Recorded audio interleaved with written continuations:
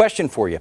How do we get past the gun violence? We see people shot, killed in our area and across the country every week. Every week you see the thoughts and prayers messages, and just when a conversation about change starts to take shape, we see another shooting, and the cycle repeats. It's a real problem, costing real people their lives. As of Friday, the Gun Violence Archive has tracked 192 mass shootings in our country this year. That means at least 4 people shot in a single case. Also, more than 600 children have died from gun violence in 2023. 41 days ago, a shooter killed 3 kids and 3 staffers at a school in Nashville, Tennessee. That story, which got all the headlines at the time, was more than 60 mass shootings ago. Surviving students rallied all the way to the state capitol, where the House expelled a couple of lawmakers protesting for change.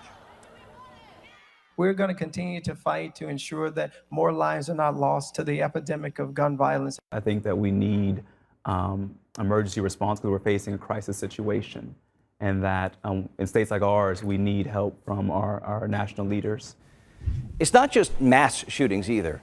We just lost a young boy this past week in our area in Kansas City, Kansas. Sir Antonio Brown was shot playing in his yard. Our reporter counted more than 20 shell casings at that scene. Weeks before, Ralph Yarl's story made headlines. Kansas City got the spotlight after prosecutors say an elderly homeowner shot and badly hurt a 16-year-old who just showed up at the wrong house trying to pick up his twin brothers. Ralph got the streets confused and paid for it dearly. These crimes take a toll on our community. This is terrible. Any shooting is bad. But when a child is shot, obviously, as you could tell, the neighbors are out, the police officer, it affects everybody. It's just a tragic event. Got to be honest with you, as we're writing the segment, every day we had to keep adjusting the numbers to account for more killings. We hear about these cases time and time again, and every single time the discussion just shuts down. An issue about human lives becomes political, polarized, and a real conversation about guns and gun violence is itself killed. So how do you breathe life back into that discussion? Because polling shows people want change, no matter the party. A Fox News poll shows 87% of registered voters support requiring criminal background checks on all gun buyers, and 80% support enacting red flag laws, which help the courts and police temporarily take guns from people deemed dangerous. Another 6 in 10 voters favor banning assault rifles and semi-automatic weapons. Though the divide is notable between registered Democrats and Republicans, it's that common ground local parents are working to highlight.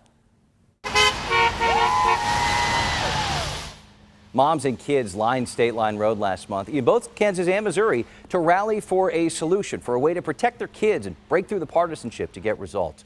The group's called Lives on the Line, and it's quickly gaining a following on social media. We've asked founders Annie Knoll and Anna Simpson to come on the program. Thank you so much for being here today and talking about your cause. Annie, you're a Kansas mom. Yes. Anna, you're a Missouri mom, so really are on the line, on State Line. Yes. Why is this group so important, and how did this come about? So it came about because through text message, and we're just a group of moms that were tired of staying only online and using our voice online, and we wanted to get together and feel like we could do something.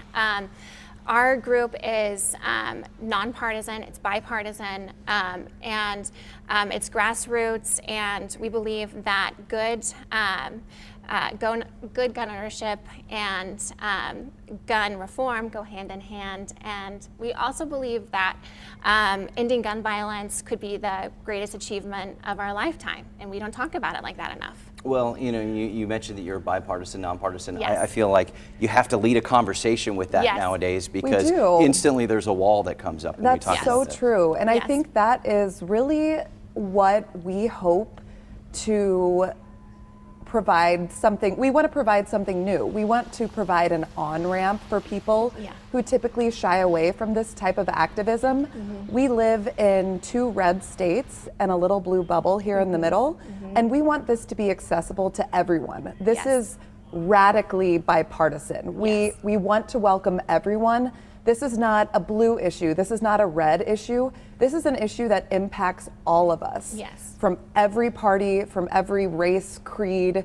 We want to include everyone and implore everyone to use your voice and tell our leaders that we want change and we need change. Yes. And you talk about having a voice. It feels like, and for many parents I've talked to, and feel free to talk about your own experiences, that your voice is stifled almost, like very shortly after one of these mass shooting events. very familiar with that, especially after Uvalde. I was calling our Kansas senators daily, asking them to do something. And then, a few days before the recent bipartisan gun reform bill came out on the national level, it was very very small comparatively to what we could do. But our senators in Kansas came out and they called it a gun grabbing scheme. And it didn't feel like we were being listened to and heard. And so we wanted to protest. We want them to see us. You need to see us. Come see us on the news. Come see us on social media.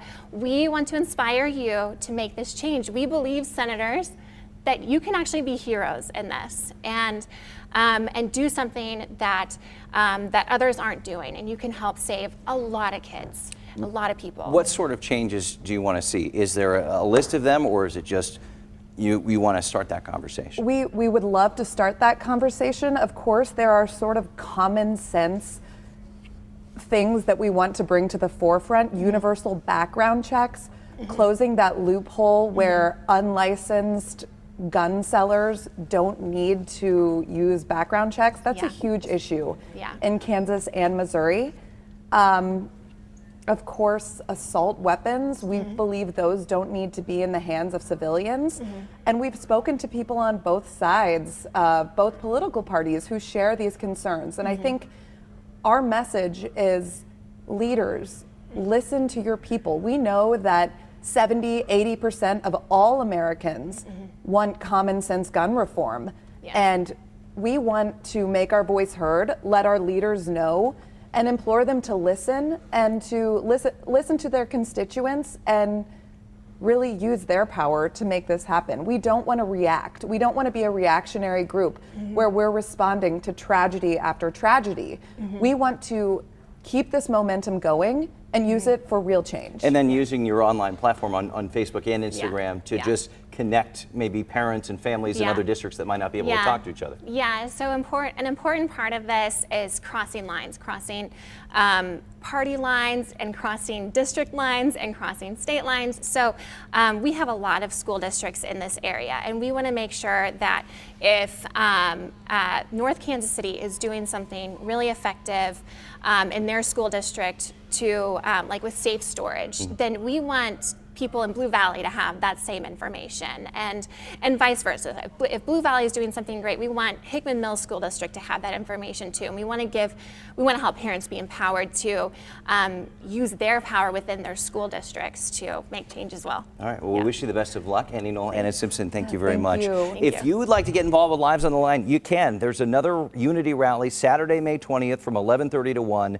at Mill Creek Parks near 43rd and Broadway. You're invited to come by, and for more information on the group, you can check out Lives on the Line KC on Instagram.